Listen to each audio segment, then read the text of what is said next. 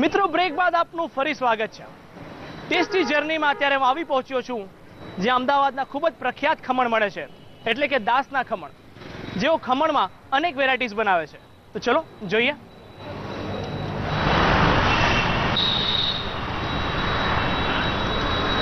નમસ્તે કાકા। નમસ્તે, આવો। બસ કેમ છો આપ? મજામાં? બસ મજામાં। ફરવા આવો, સેવામાં।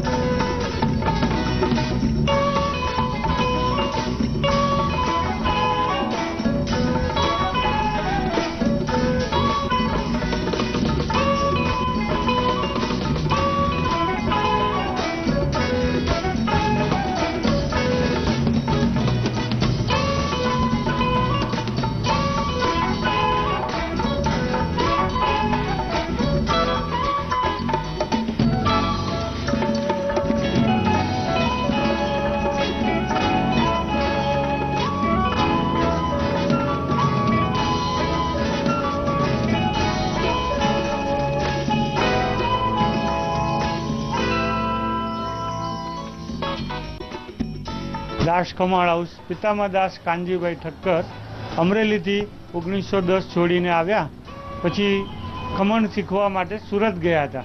ત્યાં અમારા સગાને ત્યાં એમણે નોકરી કરી। પછી 1922માં એ લોકો મારા દાદા ને દાદી બે અહીંયા અમદાવાદમાં દાસ ખમણ ગંટલેથી દાળ દળવાનું ચાલુ કરીને 500 ગ્રામ દાળથી ચાલુ કર્યું હતું। આજે પિતામહ દાસ કાનજીભાઈ ઉપરથી દાસ ખમણ શબ્દ આખા અમદાવાદ, ગુજરાત, ઓલ ઓવર વર્લ્ડમાં વખણાય છે। ને દાસ ખમણની વેરાયટીઝ પિતામહ દાદાએ સાદા ખમણ ચાલુ કર્યા, પછી બીજી પેઢીએ દહીંવાળા ખમણ ચાલુ કર્યા, ત્રીજી પેઢીએ ટમટમ ગ્રીન ફ્રાય ચાલુ કર્યા, ચોથી પેઢીએ ટોસ્ટ ખમણ અત્યારે મૂક્યા છે નવા બજારમાં, જેની માંગ ઘણી છે।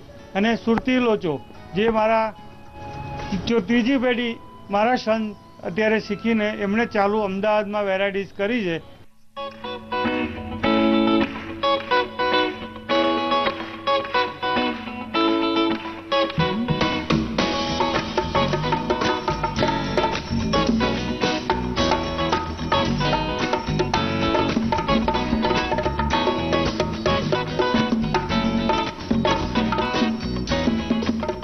હાય, માય નેમ ઇઝ રિમી। અમે લોકો એકચ્યુઅલી એવરી સન્ડેના આવીએ છીએ અહીંયા ખમણ ખાવા માટે। મારા ડેડીના બી ફેવરેટ છે અને મારા પણ ફેવરેટ છે। એકચ્યુઅલી નોર્મલ જગ્યાએ તો ખમણ મળતા જ હોય છે, પણ અહીંયાની વેરાયટી એ જ છે કે અહીંયા એ લોકો ડિફરન્ટ વેરાયટીઝમાં ખમણ પ્રોવાઈડ કરે છે, તો એ વધારે સારું પડે છે। અને પ્લસ મારી એક ફ્રેન્ડ છે એ યુએસ રહે છે, એ જ્યારે બી અહીંયા ઇન્ડિયામાં આવે, અમદાવાદ આવે ત્યારે એરપોર્ટથી ડાયરેક્ટ એ અહીંયા આવે પહેલાં, અને અહીંયાથી ખમણ લઈને પછી જ એ ઘરે જાય છે। તો દાસના ખમણ અમદાવાદમાં અને અત્યારે મણિનગરમાં એમણે નવું 3 વર્ષ જેવું થઈ ગયું છે ઓલમોસ્ટ, પણ તો બી એમનું બહુ સારું ચાલે છે। અવનીશભાઈ, આપણે આ મણિનગર શાખામાં કેટલી પ્રકારના ખમણ મળે છે? બેઝિકલી ખમણ બે ટાઈપના આવે। અસલ સુરતી ખમણ કહેવાય, જે ચણાની દાળ વાટી કુદરતી આથો લાવી અને ફક્ત સિંગ તેલમાં વઘારી લાવે છે। અને બીજા ખમણ કહેવાય છે એ નાયલોન ખમણ કહેવાય છે, જે ચણાના લોટમાંથી બનાવેલા આવે અને કૃત્રિમ રીતે આથો લાવેલો હોય, અને એની અંદર પાણીનો ને ખાંડનો વઘાર આવે છે। મેં અહીં આપની દુકાનની બહાર વાંચ્યું કે સુરતી લોચો મળે છે, તો આ સુરતી લોચો શું છે? સુરતી લોચો એક સુરતની બહુ પ્રસિદ્ધ આઈટમ છે, જે સવારે નાસ્તામાં, બપોરે ખવાય છે, સાંજે ખવાય છે। તો સુરતી લોચો એટલે ચણાની દાળ જે ખમણનો આથો હોય એને બાફીને બનાવવામાં આવે છે। આ જે ખમણ બનાવવા માટે આથો લેવામાં આવે છે, એની તમે કઈ ખાસ રીતે માવજત લો છો? હા, ખમણના આથા માટે એવું છે કે દાળ છે ને એને 2 થી 3 કલાક પલાળવી પડે છે, અને એને 6 કલાકે એનો આથો આવે સિઝન પ્રમાણે।